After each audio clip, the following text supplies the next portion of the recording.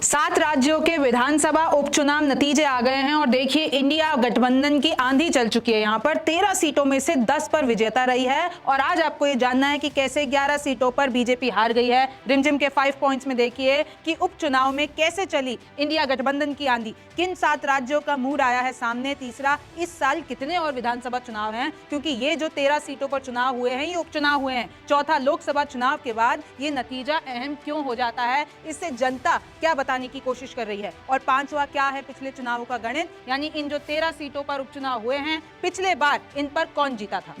नमस्ते, मेरा नाम रिमझिम जेठानी है और आप रिमझिम के 5 पॉइंट्स देख रहे हैं। सबसे पहले मैं आपको नतीजे बता देती हूँ बिना टाइम गवाए। तो देखिए, ये मैंने इलेक्शन कमीशन से स्क्रीनशॉट निकाला है। कुछ जगह आपको लीडिंग दिख रहा होगा, लेकिन अब आप इसको लीडिंग को 1 ही मान लीजिए, क्योंकि इतना ज्यादा मार्जिन है कि अब दूसरे पार्टी को जीतना इधर असंभव है। तो देखिए, रुपौली से कौन जीत गया है, यहाँ पर निर्दलीय। देरा से Indian National Congress INC, Hamirpur में भारतीय जनता पार्टी, नालागढ़ में कांग्रेस। यहाँ पर अमारवाड़ा में मैं आपको बता दूं कि रिकाउंटिंग की मांग की गई है ऑपोजिशन द्वारा, क्योंकि यहाँ पर बीजेपी लीड कर रही है, लेकिन पहले इधर कांग्रेस लीड बताई जा रही थी, लेकिन इधर अब EVM खराब हो गई है। जालंधर वेस्ट में आम आदमी पार्टी, विरानवांडी में कहां पर DMK, देखिए इंडिया गठबंधन। बद्रीनाथ उत्तराखंड में इंडियन नेशनल कांग्रेस, यहाँ पर Mangalore Indian National Congress, Raiganj India TMC और रानाघाट दक्षिण में भी TMC, यानी जितनी भी 4 सीटें थी वेस्ट बंगाल की चारों इधर TMC जीत गई है। अब अगर मैं आपको एक एक करके, देखिए मैंने एक एक करके भी आपके लिए स्क्रीनशॉट लगा रखे हैं।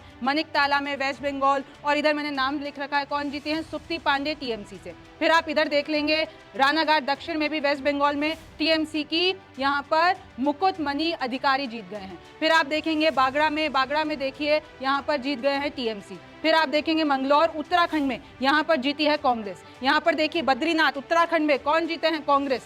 वेस्ट बंगाल रायगंज में भी TMC जीत चुकी है।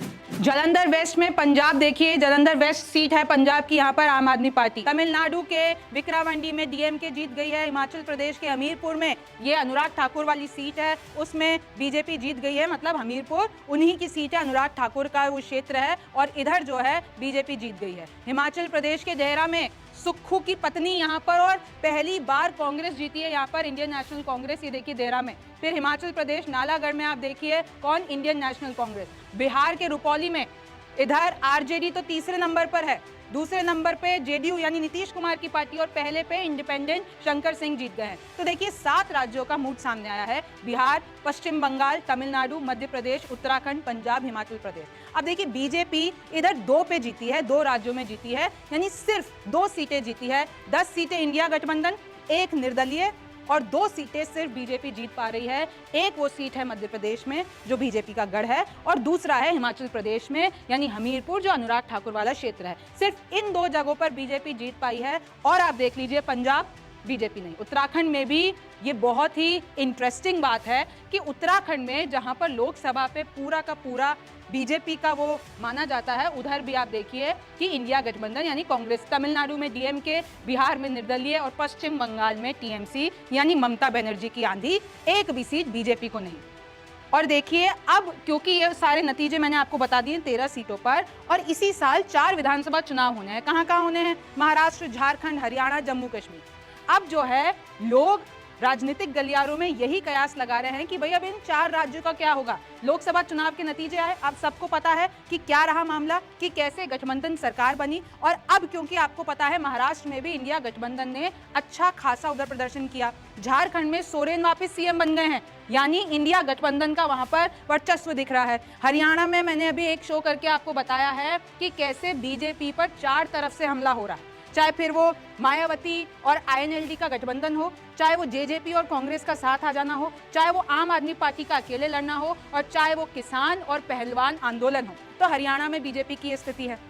जम्मू कश्मीर में भी तारीखों का ऐलान नहीं हुआ है, लेकिन इसी साल जम्मू और कश्मीर में चुनाव होने हैं। अब उसका मूड क्या निकलेगा, क्योंकि बहुत सालों से नहीं हुए, तो इस बार क्या होगा। तो अब सबकी नजर इधर है। और देखिए कहा जाता है लोकसभा चुनाव और विधानसभा चुनाव में जो वोटिंग पैटर्न्स होते हैं वो डिफरेंट होते हैं। सब यही कयास लगा रहे थे कि ऐसा नहीं है कि लोकसभा चुनाव में जो वोटिंग पैटर्न हो वही विधानसभा चुनाव में हो, लेकिन अब जो ये उपचुनाव के नतीजे आ गए हैं इसके बाद थोड़ा थोड़ा जनता को समझ में आने लगा है, थोड़ा थोड़ा पॉलिटिकल एनालिस्ट को समझ में आने लगा है कि आखिरकार क्या हो सकता है। अब मैं आपको बता देती हूं कि क्या है पिछले चुनावों का गणित, यानी जो 13 सीटें हैं उस पे पिछली बार क्या हुआ था। रायगंज वेस्ट बंगाल की बात करती हूं, पहले बीजेपी की थी और इस बार टीएमसी ने हथिया ली है, छीन ली है। ममता बनर्जी ने इधर अपना कब्जा जमा लिया है। रानाघाट दक्षिण की बात करती हूं, नेता वही है, दल बदल का मामला है, इधर नेता वही है पर पहले वो बीजेपी का था और इस बार टीएमसी से लड़ा और जीत गया, यानी इधर भी ममता बनर्जी ने अपना जादू दिखा दिया। बादगाद वेस्ट बंगाल की बात करती हूँ, पहले भी टीएमसी की थी और अभी भी टीएमसी की है। मनिकतला की बात करती हूँ, वेस्ट बंगाल 2011 से टीएमसी जीतती आ रही है और अभी भी ममता बनर्जी ने ये वाली सीट जीत ली है, यानी उनके प्रत्याशी ने जीत ली है। तमिलनाडु की बात करती हूँ तो इधर पहले भी डीएमके थी, मतलब मैं पिछले चुनावों की बात कर रही हूँ, इससे पहले जो चुनाव हुए विधानसभा तो उसमें डीएमके जीती और अभी भी डीएमके जीती। बद्रीनाथ उत्तराखंड में पहले कांग्रेस की थी और अभी भी कांग्रेस की है। मंगलौर उत्तराखंड पहले बीएसपी यानी मायावती की थी, लेकिन अब जो है कांग्रेस ने मायावती से ये सीट भी ले ली है। रुपौली बिहार, इस बार सबकी नजर इधर थी क्योंकि पप्पू यादव, उनका हमने इंटरव्यू भी किया और आपको बताया भी कैसे पप्पू यादव ने लोकसभा चुनाव में बीमा भारती को हराया जो कि आरजेडी की हैं, लेकिन इसी चुनाव में रुपौली चुनाव में ही अपना समर्थन ऐलान करके दे दिया बीमा भारती को, यानी लोकसभा चुनाव में जिसे हराया विधानसभा के उपचुनाव में उन्हीं को अपना समर्थन दे दिया, लेकिन फिर भी बीमा भारती जीत नहीं पाई आरजेडी से, तीसरे नंबर पर आई, दूसरे नंबर पर जेडीयू और पहले नंबर पर इंडिपेंडेंट शंकर यहां पर जीत गए हैं। देखिए 2010 से लगातार बीमा भारती जेडीयू की टिकट पर यहां पर जीतती आ रही थी, लेकिन इस बार एक निर्दलीय ने उनसे ये सीट छीन ली है। और देखिए अगली सीट है देहरा हिमाचल प्रदेश, यहां पर कांग्रेस ने हिस्ट्री बना दी है क्योंकि आज तक कांग्रेस इस सीट पर नहीं जीत पाई और पहली बार यहां पर कांग्रेस जीती और कौन जीता है, सीएम सुक्खू की पत्नी जीती है यहाँ पर। और देखिए मैं आपको बता दूं कि इस बार सीएम सुक्खू की पत्नी जीत चुकी है, लेकिन पहले 2 बार निर्दलीय जीते थे यहाँ पर और 1 बार बीजेपी जीती थी, तो इधर जो है history has been made by Congress. Hamirpur देख लीजिए, ये अनुराग ठाकुर जो है उनके क्षेत्र की सीट है हिमाचल प्रदेश की। पहले यहाँ पर निर्दलीय आशीष शर्मा थे, लेकिन उन्होंने ज्वाइन कर ली, क्या ज्वाइन कर ली, बीजेपी, और अब यहाँ पर बीजेपी से जीत गए हैं वापस से वही कैंडिडेट आशीष शर्मा। फिर देखिए नालागढ़ हिमाचल प्रदेश, अभी कांग्रेस जीती है और पहले इधर निर्दलीय जीते थे। और देखिए ये अमारवाड़ा की मैं बात कर लेती हूँ मध्य प्रदेश, इधर कमलेश शाह जो पहले कांग्रेस में थे और 2013 से कमलेश शाह जीतते आ रहे हैं कांग्रेस की टिकट पर, लेकिन इस बार बीजेपी में आ जाते हैं और बीजेपी यहाँ पर जीत जाती है अमारवाड़ा की मध्य प्रदेश की सीट, यानी बीजेपी का टोटल आंकड़ा है 13 सीटों में से 2 सीटें जीत जाती है, एक मध्य प्रदेश की और एक हिमाचल प्रदेश की।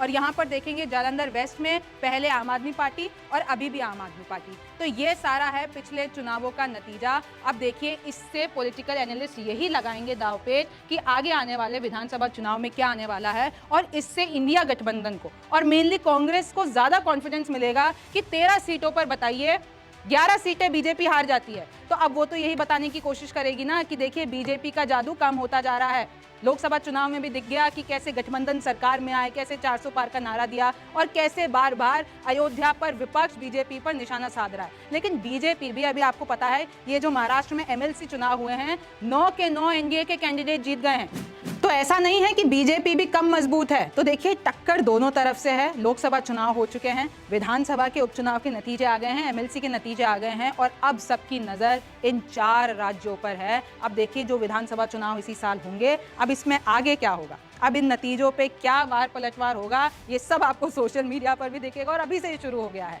लेकिन अब आगे क्या होने वाला है, कैसी परिस्थितियां बनती है, इसके लिए आपको न्यूज़ 24 देखना पड़ेगा। रिमझिम के 5 पॉइंट्स देखते रहिए। मैं हूं रिमझिम जेठानी, फिर मुलाकात होगी। क्या आप भी मेरी तरह रिपोर्टर या फिर एंकर बनना चाहते हैं, या फिर आपका सपना है एक बड़े न्यूज चैनल में काम करने का, या फिर आपका सपना है एक वीडियो जर्नलिस्ट या फिर डायरेक्टर बनने का, तो फिर एडमिशन लीजिए न्यूज़ 24 के अपने मास मीडिया कॉलेज में, विच इज आइजोम्स international school of media and entertainment studies. ज्यादा जानकारी के लिए लॉग इन कीजिए www.izoms.com पर। न्यूज़ 24 की टीम का हिस्सा बनिए और अपने सारे सपने पूरे कीजिए।